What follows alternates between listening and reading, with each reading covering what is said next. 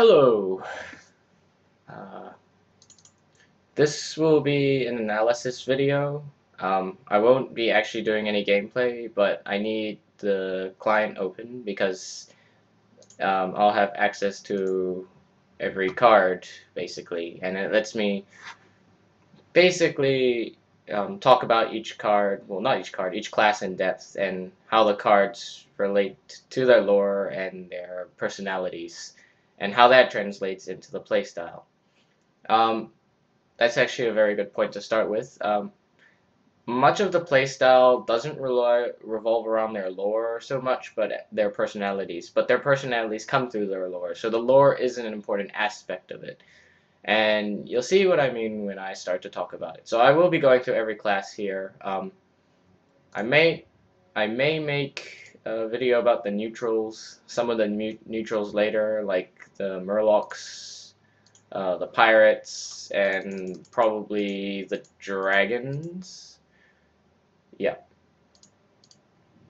But that will be another video entirely. So going back to the druid, that's where we'll start off at. So to start off with, the druid has this thing where it says choose one, and that basically gives the player the choice to either, say for example this card, you can boost your minion's power or you can summon a minion instead. Or like this one here, you can give either your minion more attack or you can give him more health and a taunt. And this power of choice comes in with his hero power and with how the druid works in the Warcraft, and it basically represents his ability to shapeshift. So the choose one is playing on that shapeshifting aspect. So if we look at it in terms of Warcraft and the forms that they can take, the charge, so one of the cards that embodies this quite well is the Druid of the Claw. The charge turns him into a beast, and the taunt turns him into a bear, which in Warcraft is, the bear is always the defensive mechanism, and the cat form is always the attacking mechanism. So here we already see parts of Warcraft, the playstyle from Warcraft translating into the game here. Lore-wise, that's not... this plays more on the archetype of a shapeshifter, and it's basically the power of decide.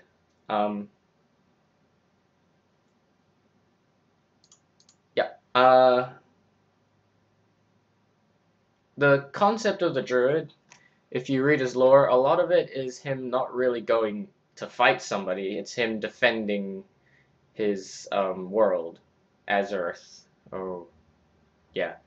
So that's embodied in a lot of his playstyle.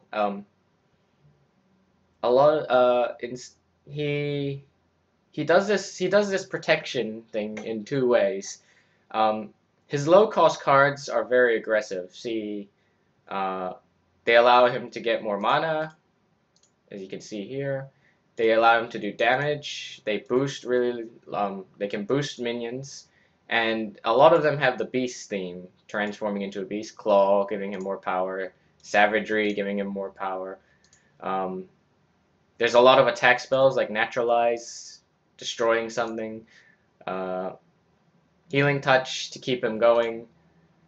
But all of these, as you can see, they all have a sort of a beast theme to it. Savage Roar. And this basically is him defending the forest from the outside. So it's basically him using his aggression as a deterrence. And that's the first, and it's basically like a beast roaring at you or yelling at howling at you just to keep you away, and the thing he's keeping you away from is the forest, which is essentially him because that's the thing that he's protecting. But he can also get into the fight and intimidate the enemy. His hero power shapeshift allows him to attack and defend at the same time. So it lets him take early game advantage, or lets him control the early game a little bit more. And yeah. Hold on, let me get my thoughts here. So his ability to control the early game, as you can see, he doesn't really have many minions for the low cost cards, and that's because he'll end up using a lot of the neutral cards to supplement this, and he'll power them up. So that's basically the early game cards. Once it gets to the later game, as you can see from like Soul of the Forest, Keeper of the Grove, Starfire, Nourish. Druid of the Claw is the one exception here. Force of Nature, Ancient of Lore, Ancient of War, Ironbark Protector, Cenarius. All of these are to do with the forest themselves, and it's basically if the enemy has managed to break past the beasts in the early game. The idea is that you've got a whole jungle, a forest to contend with, and that's where he can draw his power from, like Nourish here. That's the turning point. That would be the turning point where he can access his later game cards. And that's probably when he's being driven back into the forest, where he has to defend. He uses everything around him, like the forest themselves, like the Trents, to defend. And a lot of the Druid is not so much a stall, but a very reserved playstyle. Like, they can go aggressive if they want, using the boosting cards, but usually you can save those till much later when you've got massive board control, when you've almost kind of like lured them into a trap in the forest, and then you can just go all out at the end. And a lot of his stronger cards, they're all high cost, and that's just, yeah, as I mentioned, it's way further in. And if you've really gotten to the point that he needs Desperado, his boss card. So the boss cards are basically legendaries, so you can only have one. I have one here, the Cenarius, which is the demigod of the forest, and the one that guides him through his path. So here is where the lore comes in, and they're embodied in these kind of boss monster characters that see Ancient of War, Ancient of Lore, Druid of the Claw. These are all quite generic minions, so they can have repetition. You can have multiple of them. You can, like, if you were to encounter them in the game world, you could encounter multiple Druid of the Claw, or multiple Ancient of the Lore, but you could only encounter one Cenarius because he's an iconic character, and much like the Druid himself in Valfurion is. I couldn't really find any connection between him and the dream world in his cards. A lot of it still remains around his abilities as a druid. So, I suppose you could say Enervate. That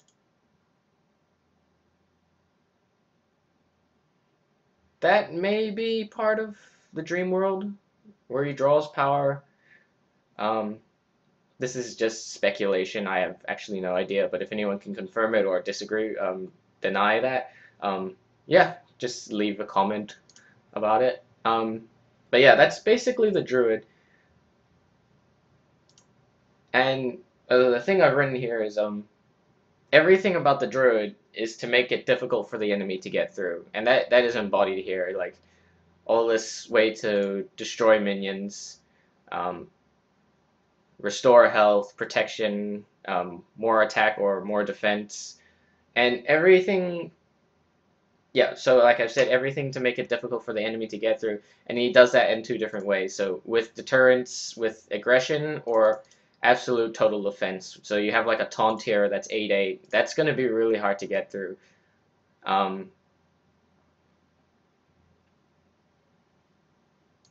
That's here, but that's the thing about the druid though. It's not necessarily these things set in stone. Like later game, you're not going to be absolutely defending. Early game, you're not going to be absolutely aggressing, and that's where the choose one comes in, and that lets the player decide whether or not they want to be attacking or defending at this point. So if they want to be defending more, they'll give their minion the +2 health, or they'll summon the 3/2 Panther, or they'll give them the +4 health and taunt instead of the +4 attack. But if they're on the winning edge, or if they can push away the enemy before they have time to get aggressive, you could do this with a Murloc deck because they're quite aggressive, but we won't go into that too much. You can give them the +4 attack. You can play cards like this to give you +2. You can use this aggressively. This is usually used defensively. If someone's being over aggressive with low cost cards, you can use this to break through them. And this is a punishing card. It's actually interesting because it's a punishing card. While it looks very aggressive and can be used aggressively, it's mostly used to punish players who get overly confident with playing really weak minions, so you can play with that. He has another one here, 5 or 2 damage to enemies, and this is another choice. The 2 damage to all enemy minions would be a defensive maneuver, while a 5 damage to a minion would be to keep going through high cost cards. And so it punishes them either way. So you can punish them doing summoning big creatures, or you can punish them for summoning multiple creatures. And that's the power the druid has. He has the power of choice. And it's very difficult to break through a druid who's constructed it well and knows what they're doing with it. After all, the player has the ultimate decisions of what they use and how they use it. But these are some of the implied strategies that come through the lore and the way the cost structure is centered. And that does carry on throughout most of my analysis. I don't think there was any more about this, so I'll move on to the hunter. Now the hunter is interesting because it plays on the concept of a real life hunter, where you basically, if we look at the cost of the cards here, a lot of the low cost cards are traps. So you've got like, what is this? 1, 2, 3, 4, 5. You got 5 traps, all that cost 2. And you look later on, and you've got beasts who come up to the cost of 9, 6, 5, a booster at 4, and basically it's like you're setting a trap for an enemy, and these, while they don't destroy, they really do maim them. Like this one, it makes it so they can't really play that one, play a low cost minion the same, makes it not very beneficial for them to play it because it makes it cost more when it returns to their hand. This one, it has the potential to destroy, or it can maim really well. So yeah, his 1 cost cards are all utility. So this one, change the minion's health to 1, deal 2 damage, destroy all secrets, destroy all stealth, give his beast power. These are all utility in case they're in case cards, but usually the idea is early game is to set up with these really low cost traps. So when they play stuff, they either lose out on their card advantage or they get seriously maimed. When you get to the later game, when you get to the mid game, he has a lot of setting up here. So he can set up with the starving buzzard, he can set up with the scavenging hyena, and he can just keep getting advantage while the traps maim the enemy that he set up beforehand. And then you have cards like Deadly Shot and Kill Command and Multi-Shot. These happen in the mid game. These are basically, if you can take them, whatever in here, they allow for more aggressive plays. It's more like the killing blow that they're going to do here. So these are all killing blow kind of skills. And then when you get to the later cards, this is also a killing blow card. when you get to the later cards, these are the beasts, and this is basically when the hunter releases his dogs, or as we have like Unleash the Hounds, basically release his dogs, release his beasts, and go and hunt down the prey and bring it back to me. So these are the retrieval squads, and it's interesting how the progression goes, plays hand in hand with the cost of the card. It's important to note that he revolves solely, his minions revolve solely around beasts. The only non-beast card is the Houndmaster, but that boosts beasts as well. But all his minions are beasts, and there's a good reason for that. And in his lore, it talks about how he gets betrayed by the orcs, I believe, and how he's just had enough contact with other beings, so he resorts to a life of solitude with the beasts, because those are the only companions he can trust, and that's why that's the only minions he'll have basically access to, and because they cannot betray him. They didn't put in Hartha, his trusty wolf, I guess because she died, so, but it would be interesting if that came back. And some of the lore can also be ideas into the future cards as well, like things that we want to see. So definitely Hartha the Wolf would be interesting to see.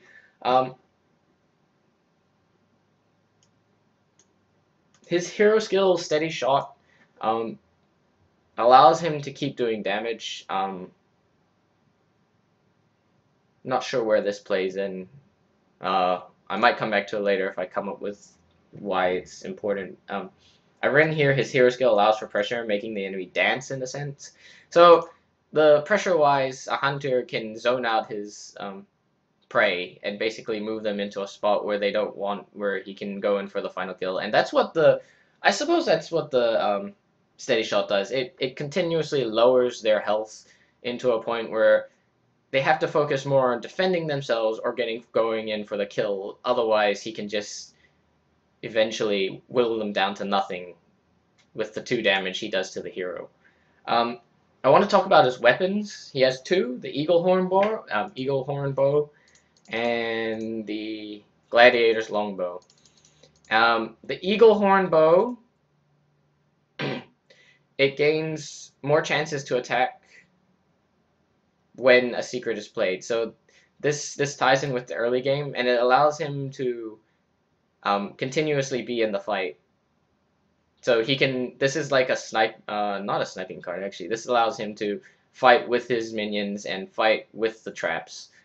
And this is usually, it can be used to pick off stragglers in a way, because the trap will set it up and he doesn't lose anything for picking off the straggler with it. Or it can use it to pressure the enemy hero more.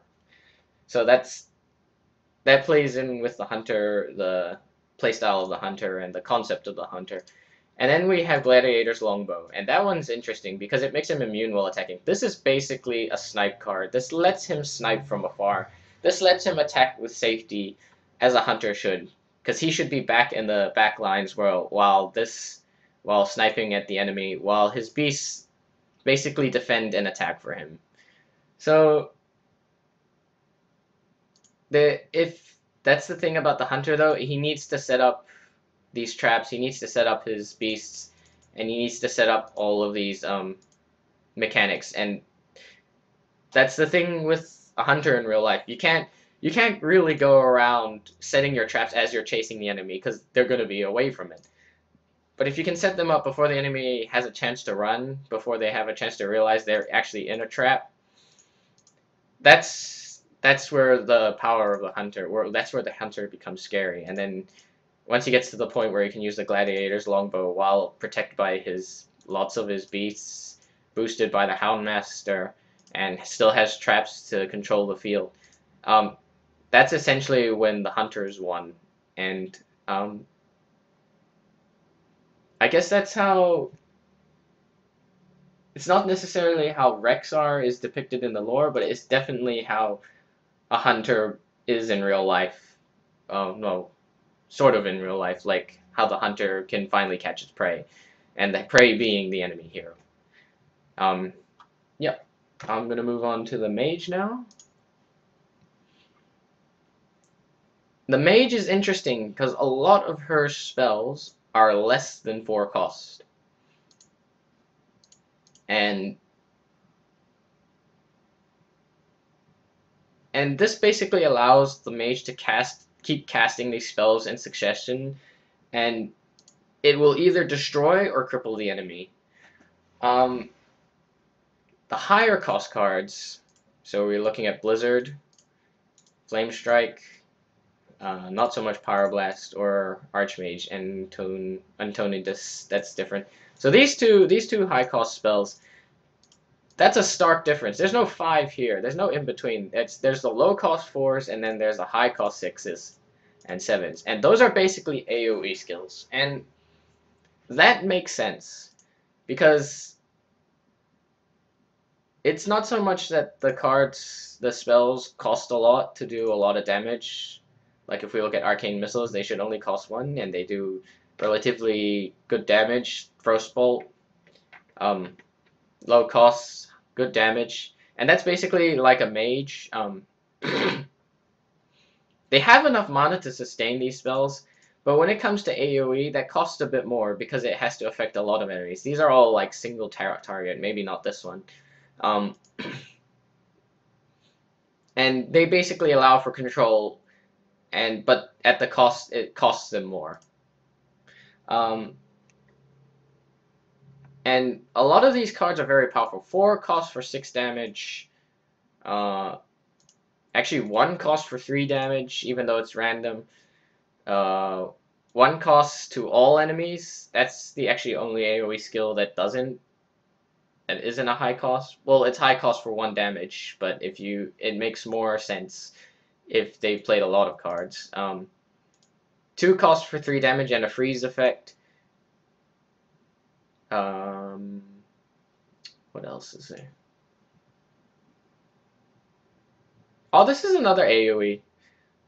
I might be lying. No, but it's still 1 damage for 4 costs, but it has a freeze mechanic, so that's a way of stopping enemies. So basically, when you think of mage, you think of fragile, because they have a lot of powerful cards, as I've just shown here, and in exchange for that, they don't have much to defend themselves. Bar this mage, which I will talk about in a bit. So that's why a lot of their cards are low cost. But the fragile nature comes in is when they play all their spells and then they'll have an empty hand. And that's when they can't do anything. And if you have stuff left over after they've nuked you down, that's when you essentially roll over the mage. But if they've managed to cripple you enough that they have more spells than you can deal with, then that's when they've won, because they've simply overpowered you, and that's what the mage can do. In terms of defense, this mage has secrets. Not like a really dark secret, but like secrets. And a lot interesting is they have 2 ways to counter spells, which no other hero has. And that essentially talks about how Jaina's pretty much the top in her field as a mage, and that she can counter enemy spells. But it also, another show of her prowess is her ability to use the magic for defensive purposes, like Ice Block, which prevents fatal damage, Ice Barrier, which protects her, giving her armor. And sometimes some of these these freeze mechanic skills, like Frost Nova, although it doesn't do any damage, it stops them. These can only be used defensively to stop the enemy,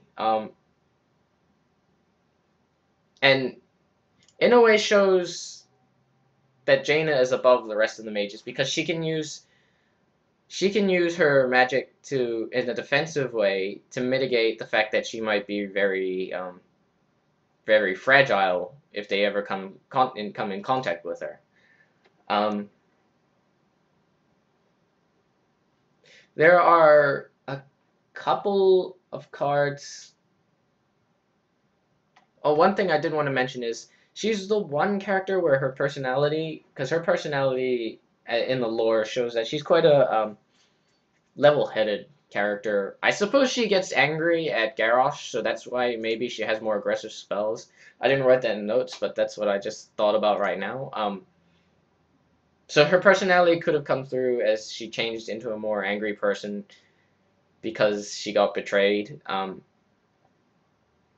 But there are two cards to do with the lore. Kirin Tor Mage is the sect that she's ahead of, and Archmage Antonidas, which is basically her mentor. And these are the two only human characters apart from the Sorcerer Apprentice, I guess. And that's an interesting concept in itself, the Sorcerer's Apprentice. Basically, the mage is like a craft, and it always has apprentices. So the apprentice will help her cast her spells for less. And there's always that kind of thing where the apprentice will surpass the mentor, but in combination they can do amazing things. Just different, some plays on the archetype. So yeah, that's basically the mage. I forgot to talk about Pyroblast. Now this card is hated by everyone, and it's because it does 10 damage, and that's within killing range of all. That's where you think you're safe at 10 health, this throws that out the window. And I've written something about it. It's the largest single target damage spell in the game, and it just embodies, I guess, her aggression. One, her aggression, and two, her prowess to be able to cast such a powerful spell. And I guess it means it shows that she could wipe someone off the face of the earth. That's the limit to what she's capable of, that she can actually just blast someone away if she needs to. This is basically a certain kill on most minions. In fact, it's a certain kill on all the minions except Yuzura at base stats. So that this card is definitely worth noting. I guess it just shows her mastery, and a lot of these cards show her mastery, especially the low cost aspect, because for a junior mage maybe these will cost more, but for more experienced mage these cost less. So yeah, I guess a lot of this comes down to her prowess more than her personality. Someone can argue against that with me, I don't mind. I'm probably wrong. I haven't read the full lore, I've just read the lore from Hearthstone and a little bit more from the Warcraft wiki, but that's it. I'm going to move on to Paladin here. Now, Uther's, I wrote in the notes something that his lore doesn't play in. I was wrong. Thinking about it last night and looking at his cards, reading his lore, he cares a lot for his comrades. He works with his comrades. And he does care for them. And that's embodied in the early game cards. So below, let's say 4, all of his cards are focused on protecting or supporting his minions. We won't talk about the weapons just yet, but if we look at cards, Blessings of Might, boosting his minions, giving them strength. This is basically a rally card, him rallying them. Blessings of Wisdom, this is interesting because it can either support his charge or protect his minion, protect his minion. So you can place this on an enemy actually, and when they attack with the enemy, you draw the card. So you can prevent that one minion from attacking. So if they drop something really powerful early on, you can just drop this on them, and they have to make a choice: give you card advantage for attacking, or just use it there, leave it there as a warning card, basically. This secret is strange. I won't talk about that one. Hand of Protection, give a minion divine shield. Actually, let's look at the... This plays in with the justice aspect. Eye for an eye. Very strict justice sort of idea. Hand of Protection, this is what I'm more talking about in the protection area, that give a minion divine shield. Just basically to protect his comrades. Humility, change a minion's attack to 1. This also works in the way of protecting his changing the enemy's values to protect his own minions. This still plays into his care for his comrades. Noble sacrifice. This is essentially him, but this is also the idea of a paladin. This can play into his lore, but not so much. I'll talk about more of his lore later. But this is part of his personality, basically, the ability to send someone else to go and defend for him, or in the case, because you can't really throw yourself in front, but this embodies what he is about, using himself as a shield to defend his minions. Redemption. This brings back a minion to life, and this plays on his care for his minion, basically, that he's willing to cast magic. This is also a miracle card, which I'll talk about later. This basically to bring them back to life is part of his Holy Light Paladin. I'll talk about the miracle cards later. Repentance. Reducing enemy health to 1, so another way of protecting his minions, making them more cautious about attacking. Equality, same thing as Repentance. This is actually an interesting card because it can combo with a lot of other cards later. Holy Light, restoring health to him or his minions. Another thing that he shows he cares about his comrades. Argent Protector, Divine Shield, same thing again. Sword of Justice. Now, I wasn't going to talk about the weapons just yet, but the Sword of Justice is interesting because unlike other weapons, it's not really designed for attacking.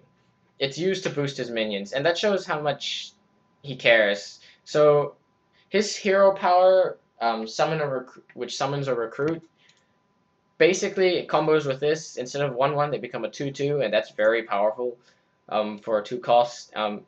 He can boost minions stronger than they should be, and that shows his basically his leadership abilities and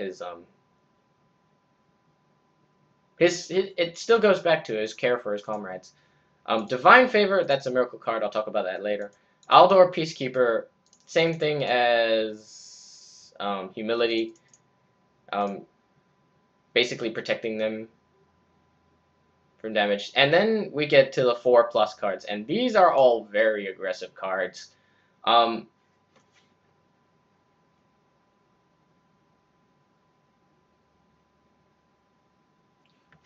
What I've written here is above 4, that's when the game starts going.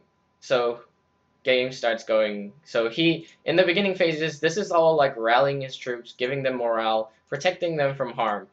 Once you get to 4+, this is when he leads his army to victory. This is where his very strong troops can roll over the weakened enemies. And this might be a pinnacle change point card, True Silver Champion. I'll talk about the weapons later because it actually explains things in stages.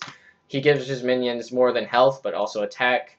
Deal 2 damage to all enemies. This is to wipe the field. This card, in conjunction with this card, wipes the field regardless. I will talk about that a bit later. Hammer of Wrath, damage, double minions attack. So it's not even going into the giving minions help. It's going straight for attack. Holy Wrath, deal damage, gain more advantage. 8 damage, restore 6 health to your hero. Oh, this one is interesting because this plays into a lore a little bit. And then we have Tyrion Fording, which is his boss monster. Yeah, this is his boss monster. I'll talk about him later. So I'm gonna go back to the weapons. Oops. Light's Justice. This lets him fight with his comrades really early. I mean, the 1 cost for a weapon is very low. I don't think any other hero has a 1 cost weapon. And this basically, and with 4 durability, this lets him fight for a while. And this is more in his style, to fight along with his comrades rather than sit back as a leader. He wants to fight with them and lead them to victory in the front lines. And then we get to the Sword of Justice, which I was talking about. and it gives his minions strength in preparation for the coming battle. And True Silver Champion, this is when he really joins the fight, and this is where he's at his full strength, when he's ready to go in with his minions. And instead of helping everyone else out, this restores health to him so he can continue to fight.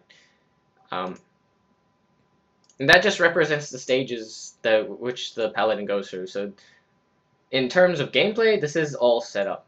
This is all set up. Some of it is contingency plans, but those are the miracle cards. After all the setting up, then he goes in for the full force strike. What I meant, so I'm going to talk about the miracle aspect.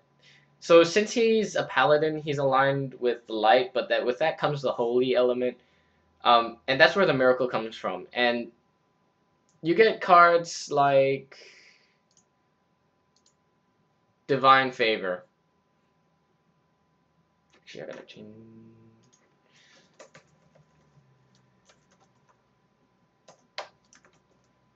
Which basically gives him cards equal to his opponent. So if you're thinking like on the battlefield, he's on the back foot compared to his opponent. This is like where God comes in and says, "I'll give you everything you need to fight back," and this is essentially what it is. Another one is Lay on Hands.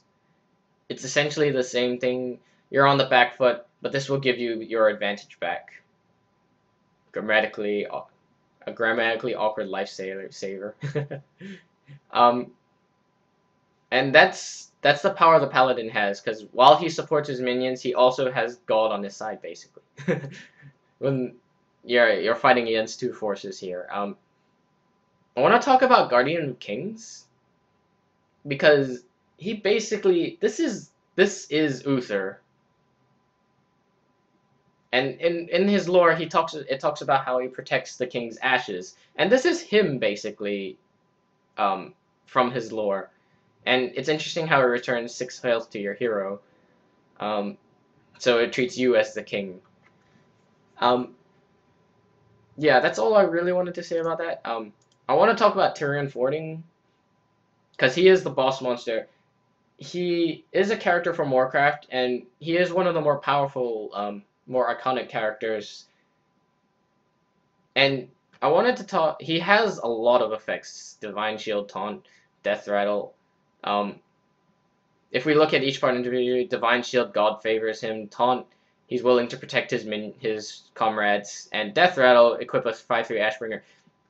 I've said in my notes, this is kind of a cliche where like he falls in the fight and he's like, "Oh, take my weapon, finish the job for me," sort of thing. And it's a very interesting aspect. It's a very annoying aspect for whoever's playing against it. But this is the Paladin's boss monster. So on top of all of this, he has a champion in the backs just in case things go wrong. And that's essentially how the Paladin plays out.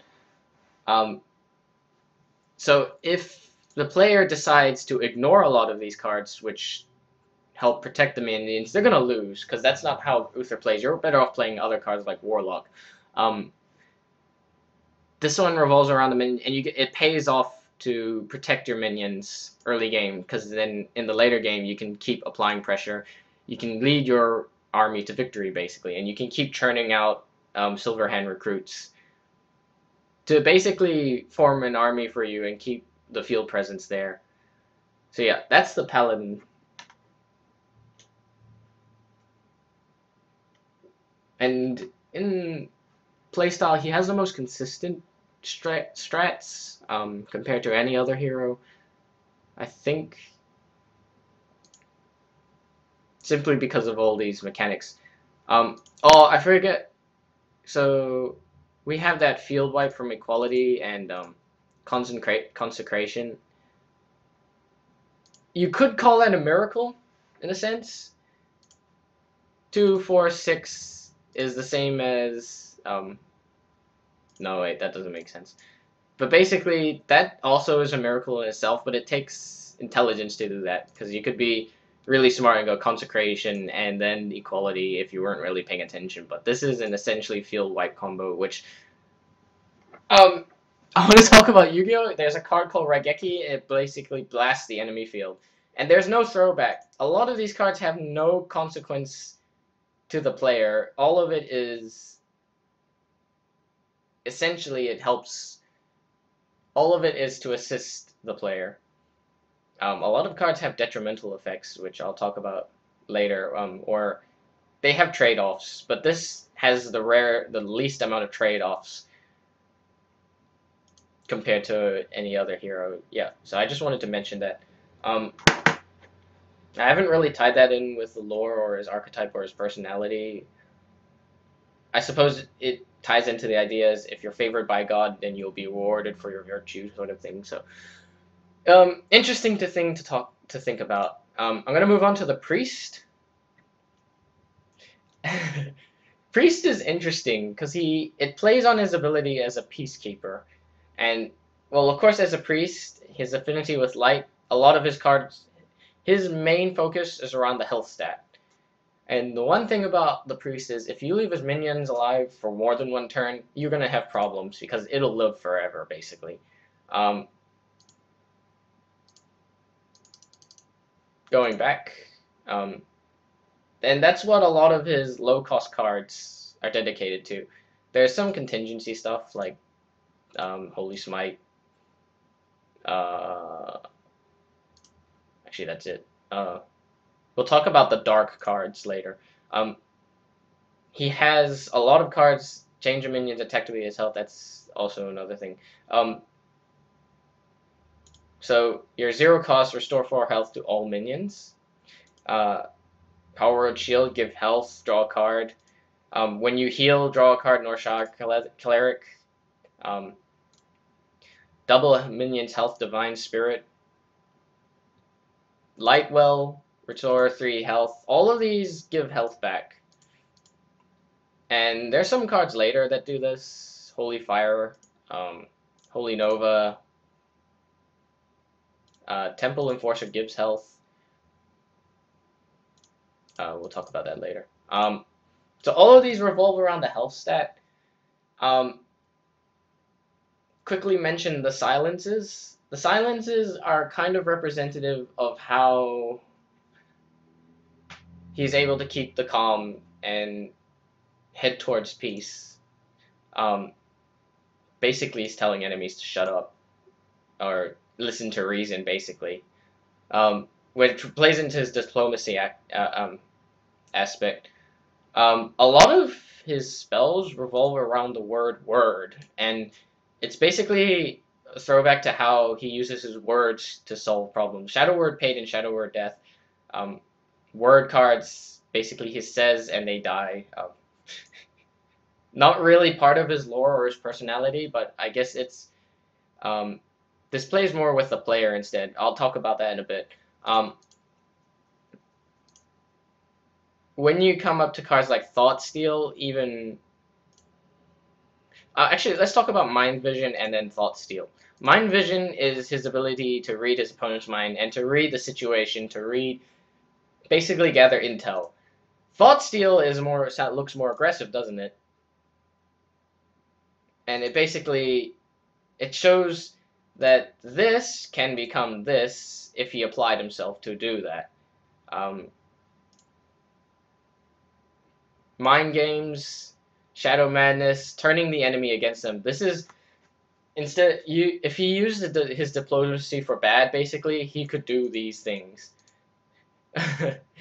which is it plays with the player more, like how it gives options to the player that they can be evil as well, evil priests, to use the power of diplomacy, the power to know things against the enemy. This is where the mind control in the end comes up. Take direct control of an enemy minion. This basically means that he causes someone to obey him, and while it doesn't follow into his Alduin's lore, it it does reference what he is capable of if he applied himself that way.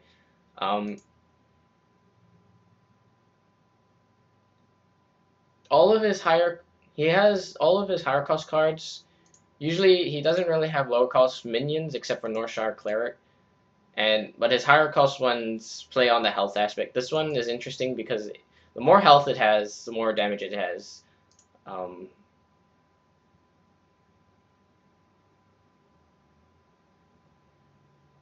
Which could represent a state of mind, like if you get injured, you don't feel as motivated to attack. I don't know. Someone else can figure that out. Well, I should be, but there's not much I could say about that. Cable Shadow Priest, Temple Enforcer, Cable Shadow Priest, same cost, different effect. This one take control of a minion. This one give health to your minions, and this represents the duality of what the priest can do. Prophet Velen, he stands in the middle of it. He is the boss card, and he basically supports this archetype even further of either healing or dealing damage. Talking about shadow form, this is what Alduin could become, but I think these shadow cards are all Warcraft mechanic, and a priest in the archetype sense, they're not necessarily good or evil. They're just devout followers of whatever faith they're part of. So if you're a devout faith of God, they get the holy cards, the healing. If they're a devout faith of a more sinister aspect, they have these Shadow Word Pain, Shadow Word Death, instant death cards. Change your healing into damage, steal your opponent's thoughts, use enemies against them, all that. So it's interesting how the priest is portrayed here, and certainly what Alduin is capable of, but he doesn't do according to his lore, because he stands on the good side. Well, not the good side, the light side. I do want to make mention of one thing that happens in the game that kind of reflects Alduin's personality. If the player is playing the priest and it's turn 2 and they have nothing to play, and the enemy and hero isn't injured, sometimes they'll just heal them for the sake of it. And while this shouldn't be looked at very seriously, it's still an interesting way that the priest, like an interesting gesture that the priest can do that you really can't do with any other hero. So good thing. It's an interesting emergent gameplay aspect. So yeah, I'm gonna move on to the rogue now. In her lore, Valera's lore, it shows that her personality. She's loyal to her comrades, and only loyal to them, not any factions. And another thing that's implied in her lore is that her skill is probably her deadliest weapon. Part of her archetype is also an assassin, so that's why you have a lot of killing, a lot of very sneaky backstab, for example, or assassinate. Basically killing base cards. But before that, we'll talk about the rogue's mechanic, which is, well, she has stealth as well, which I haven't written in my notes. Stealth is an interesting mechanic because it protects your minions from everything but AoE skills. So you can essentially hide your minion and wait for it to attack, and give it intimidates the enemy player because they know they can't deal with it now, but they'll have to deal with it eventually, or they won't know when it's gonna come. What I really want to talk about is the combo aspect, and the combo aspect, as you can see here, the combo basically is you have to play another card before that, and it'll have more power if you play the card beforehand. And this ties into her skill and her ability and her swiftness, basically. Her swiftness to go from one thing to another, from from basically shivving a guy into dropping a ringleader that drops another, that drops a bandit, or shivving a guy into eviscerating them. And you can just imagine the sort of flow-on kind of flurry of attacks that she can muster. And that's why a lot of her cards are low cost. Even her boss monster, Edwin Van Cleef, if it doesn't bug out like this. Even he's low cost, and that's for a reason, and it's to play with the combo mechanic.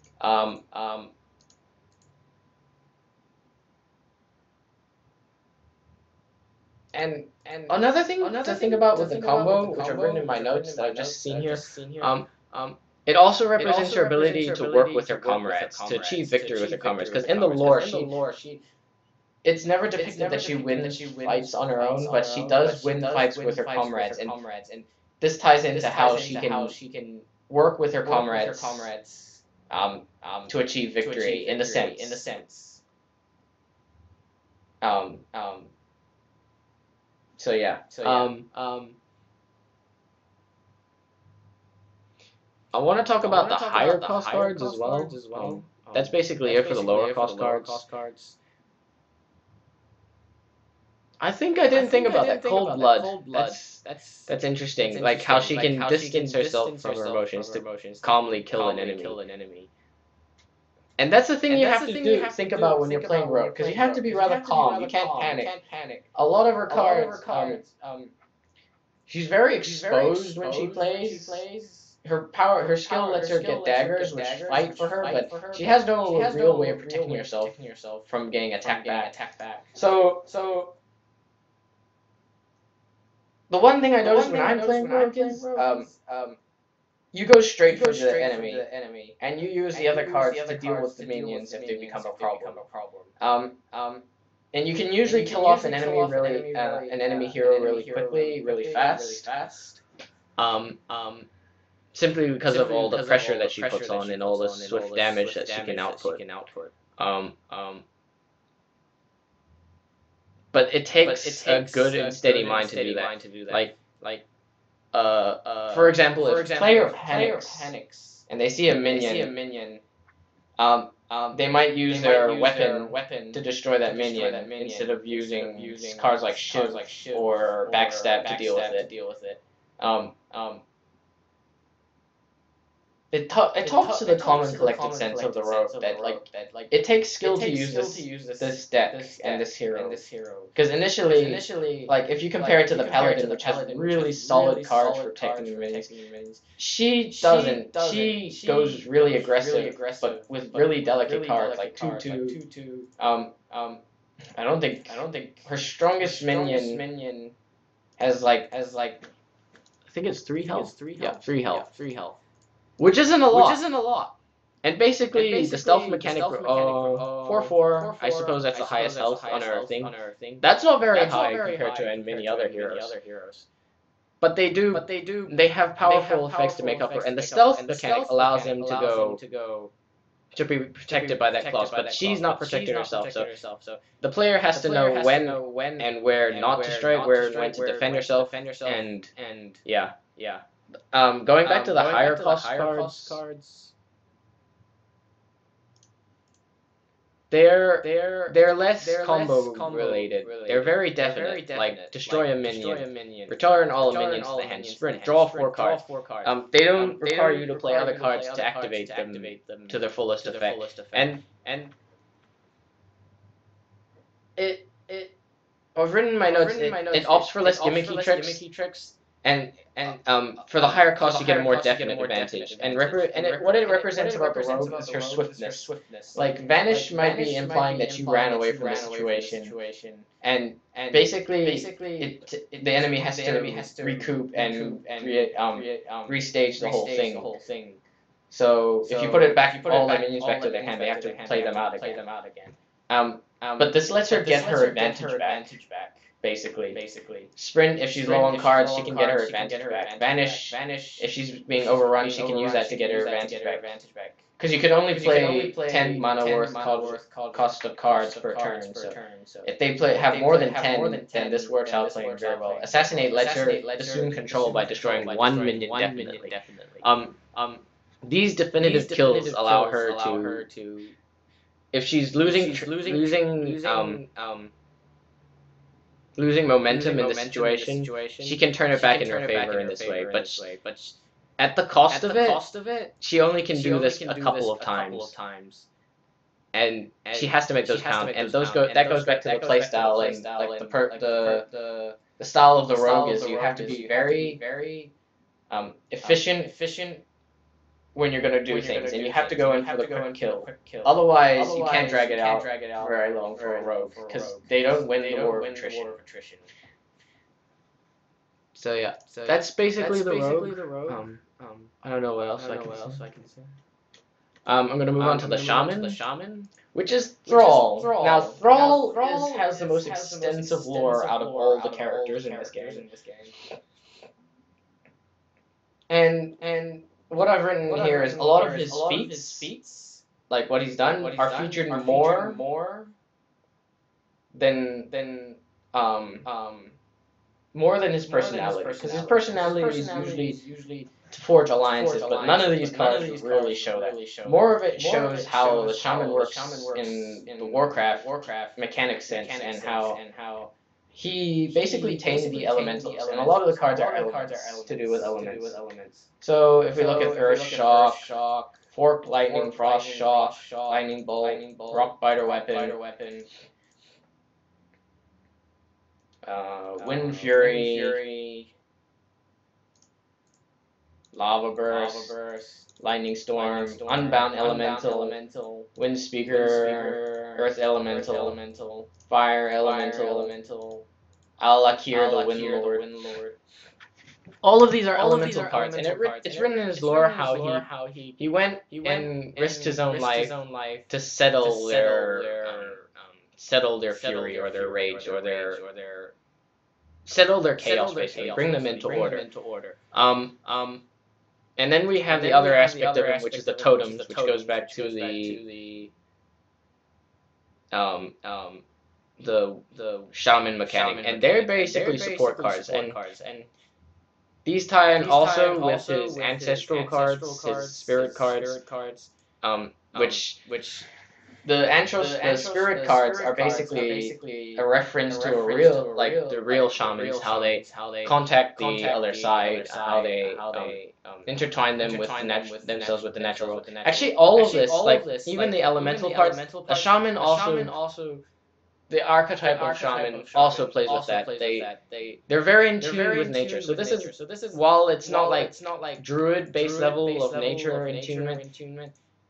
The shaman's level of shaman plays it differently. They actually use the hard elements rather than. Oh, I guess the druid is more like the forest, and this is actually like the elements of the earth. And basically, a lot of these cards show how much he can control, and that's how the playstyle of actually the warlock is, and how he can control the field more than be aggressive. A lot of cards that deal damage.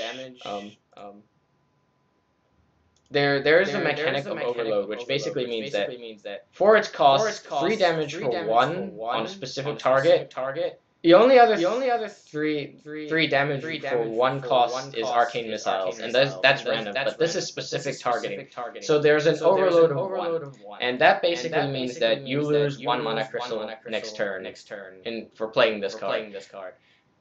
It kind of shows his mastery over the elements, though. His ability to distribute the mana cost over a period of time rather than use it all at once for very powerful effects.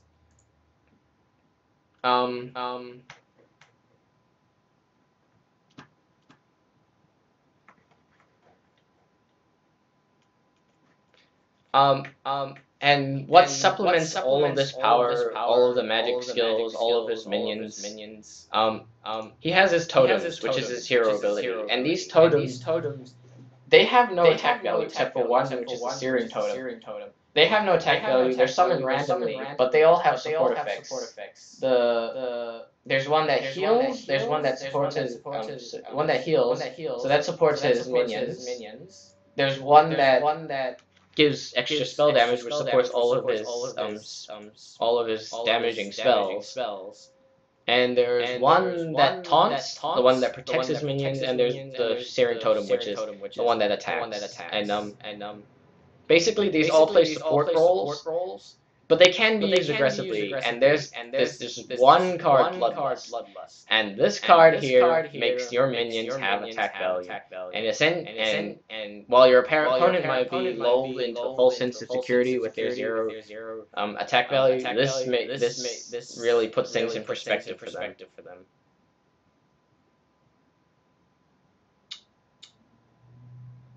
And it basically, this is the kill card. This is where after you assume so much control over the game, this is where he goes in for the final kill. Thrall is an orc, so Bloodlust is a spell, and I guess it comes from him, his orc personality. But he expands it to all his minions, so they can all go in for the final kill.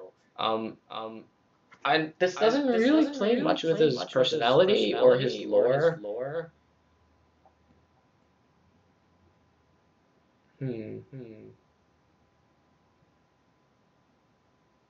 But a lot of these cards just well, if there was no aggression, then there would be no point in making him. So they have to put in cards like these to be aggressive, but they still play within his lore, his style, the archetype of shaman.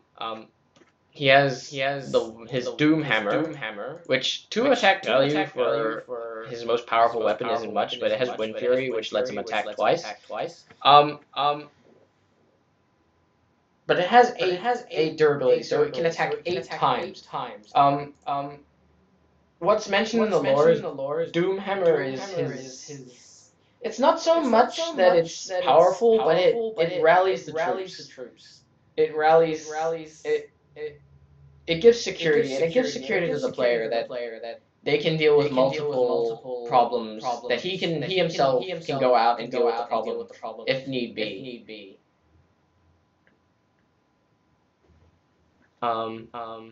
And it was iconic enough that it had to be in the game. I think that's all I can talk about with the shaman.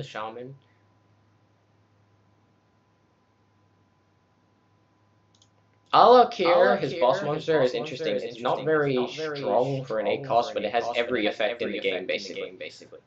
Every standard effect in the game, which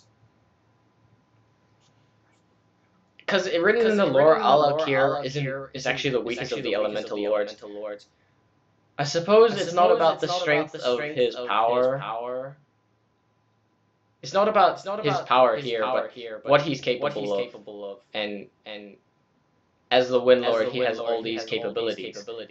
And maybe that represents the shaman most of all, and represents him is it's not his sheer brute force power, but his ability to use abilities. So yeah, that's an interesting thing to talk about. I'm going to move on to the Warlock. Now, Warlock, his lore is definitive on how it is really interesting on how it shows his personality. And his personality is that he is power hungry, ambitious, and also naive. And all of these aspects are represented in his demon cards, the demon cards, except for Blood Imp. Blood Imp is a very large exception to all of this. The power-hungry aspect is represented in their low costs. As you can see, a lot of these... Oh, sorry. Boy Walker is also another exception. Low cost for the... Low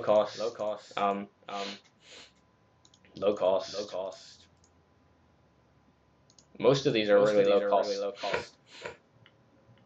But in exchange for that, the ambition part comes in the stats. So for the low cost of 1, you get 3/2, which is basically insane. For the low cost of 2, you get 4/3. For the low cost of 3 with a battle with a taunt, you get 3/5.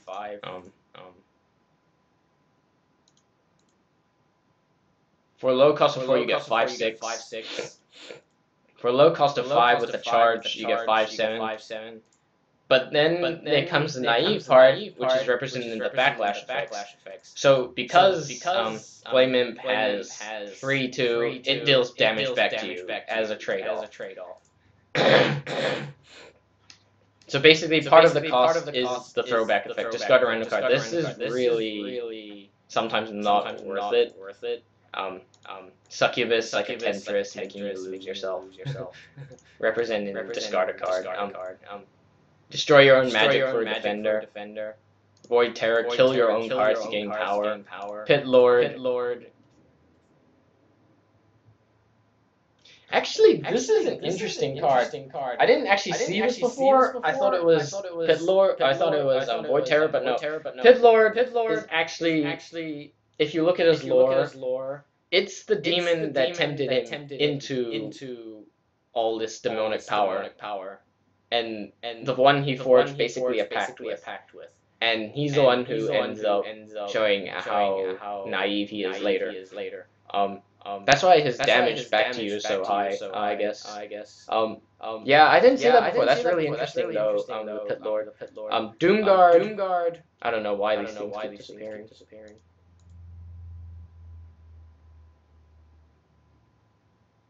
Summoning Portal, Doomguard. Discard 2 random cards, that's really costly. Not Summoning Portal. Dread Infernal, deal 1 damage to all characters. Lord Jaraxxus, I will talk about later. So yeah, that's basically the demons and how it reflects his personality. I also need to mention the Summoning Portal, because that represents the Dark Portal, where in the lore Gul'dan summons to move his orcs from his world to the Azeroth, I think. Azeroth. Yep. To lead his corrupted orcs through to Azeroth. His spells seem to have the theme of sacrifice. So, well, there it is. Sacrificial Pact. Destroy a demon, restore 5 health to your hero. This is interesting because you can kill Lord Jaraxxus with this. Restore 5 health to your hero. Basically, this is where he can go back and betray the demon. And it even says here, this is the reason that demons never really become friends with warlocks, because they, beginning and the end, can control their fate. You sacrifice a card here to deal damage. You sacrifice an enemy minion to draw a card. You sacrifice your minion gains so much power, but sacrifices itself in the end for it. That is an exception. You drain your enemy's life, sacrifice their life for yours. And these let him pay for his costs more, the throwback effects. Destroy your own minion and deal its damage to all enemies. Sacrifice. At least have its effect. Oh well. Basically, this destroys the enemy minion. Well, if it destroys an enemy minion, you get to summon a demon, so it converts him into a demon. Sacrifice again. Sacrifice an enemy minion to gain 3 health. This is Darkhold from Yu-Gi-Oh! Basically. So yeah.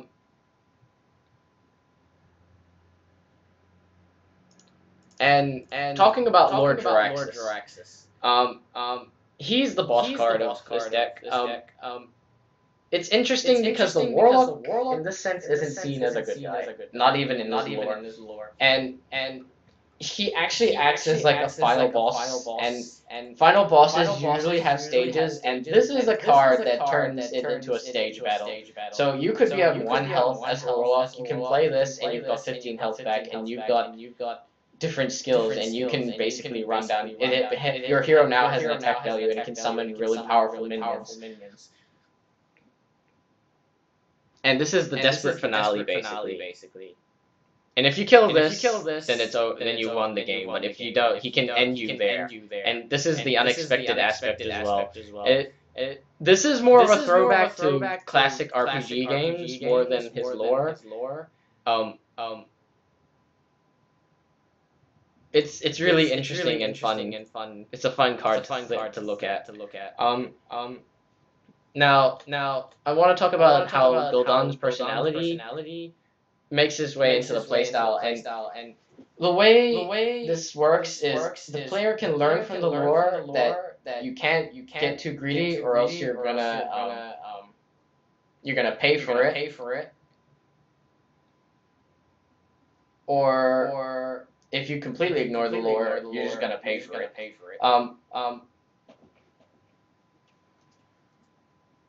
You can avoid the dangers by using these cards that mitigate the costs of the demons, or you can ignore all those cards and go straight for just the demons and their power.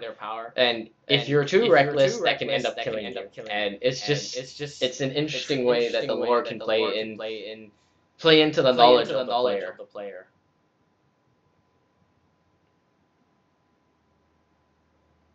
Yeah. So that's the warlock. I think there could be more that could be said. I'm not sure. But I'm gonna finish it up with the warrior. This is the last one. The warrior is interesting because his lore talks about how aggressive and threatening he is, but it also there's also an implied tenacity. He will keep going back in until he's claimed victory. And he basically can break an enemy spirit. And this is reflected in his playstyle.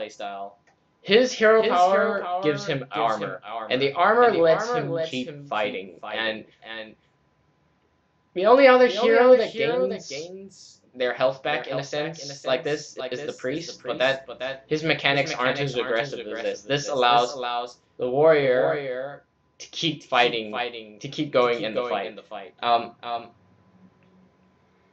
When he has grace period, when he's at an advantage, he can keep stacking the armor, and he can just keep pushing his advantage with that armor. And if he's on the losing end, he can use the armor to defend himself, to keep himself in the fight. He can basically play the war of attrition. And it's interesting because there's a point in the game sometimes where you run out of cards to draw and you lose health. You lose more and more health each turn that you can't draw a card. And the warrior's armor ability can mitigate this. So if you're in an attrition battle with someone else at the exact same time, you're going to end up winning out most of the time, because the armor will give you more and more sustainability, more than the other enemy character can. And although I don't think this was an intended concept, it is an interesting one to look at, like that emerges from the gameplay itself. And this can be seen on the battlefield, like if he was fighting on a real battlefield, that he could keep fighting and he would end up winning the war of attrition, basically.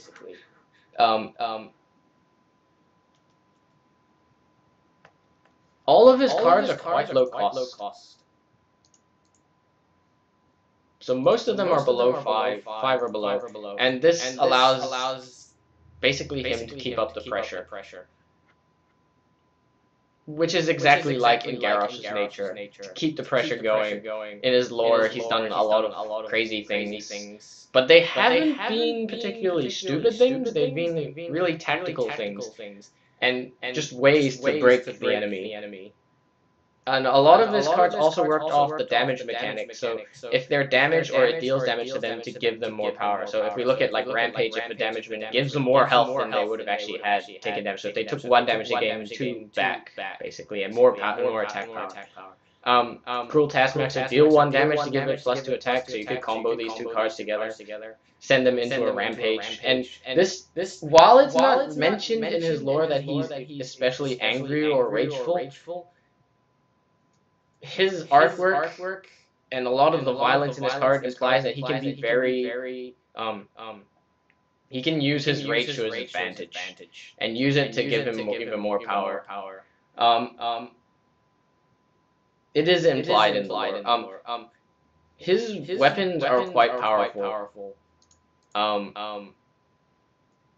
2 cost 3/2, 5 cost 5/2, and then there's Gorehowl.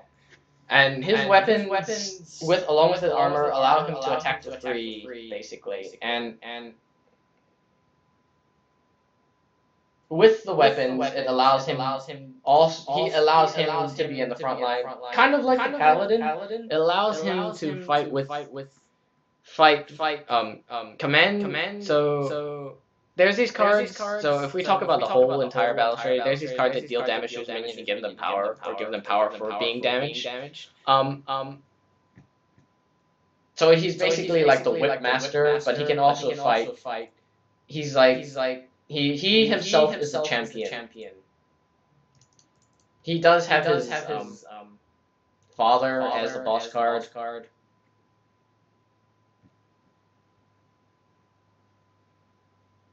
But in this sense, apart from every other hero, he is his own champion, and that's represented actually here in Gorehowl. Gorehowl 7 damage and it loses damage instead of durability every time it attacks a minion. So it lets him cleave up the enemies as he sees fit. And because weapons don't require you a turn to wait before you can attack, he can apply pressure from basically turn 2. And he can continue that with his other weapons until like turn 10 and beyond that. So yeah, that's the warrior. And just basically all the aggression that he can put forth. Oh, I forgot to talk about charge. Charge basically lets minions attack on the turn they're played, which I guess as a battle strategy, you've got the preemptive strike. You don't have to wait.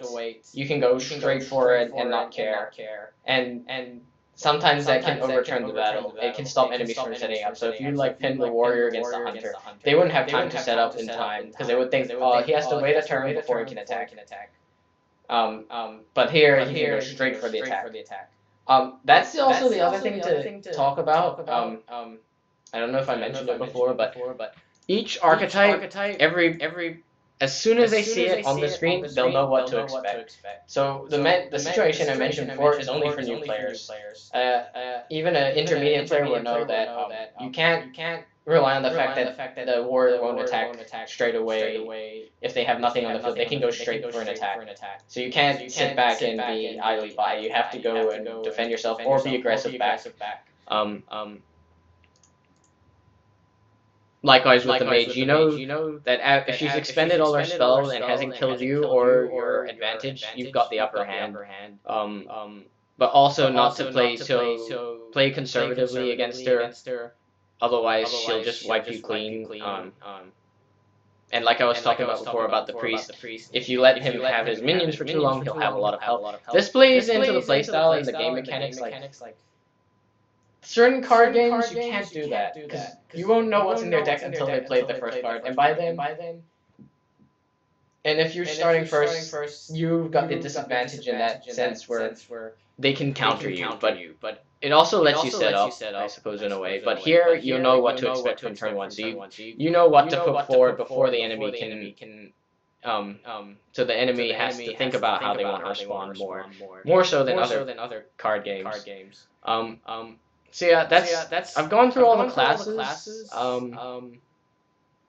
I think that's all I wanted to talk about with the classes. There could be other stuff that I've missed that other people can point out.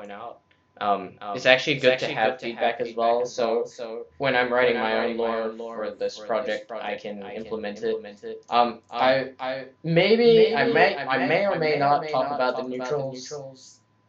And if I do, it's only going to be about this class-specific neutrals like Murlocs and Pirates and Dragons, basically. But yeah, that's it for now. Thank you for watching. Leave a comment. No flame, unless you have something good to contribute. And I might upload more proof of concept videos, but more focused towards the gameplay. And the lore. So yeah, maybe something to look forward to. I'm not sure yet. Thank you.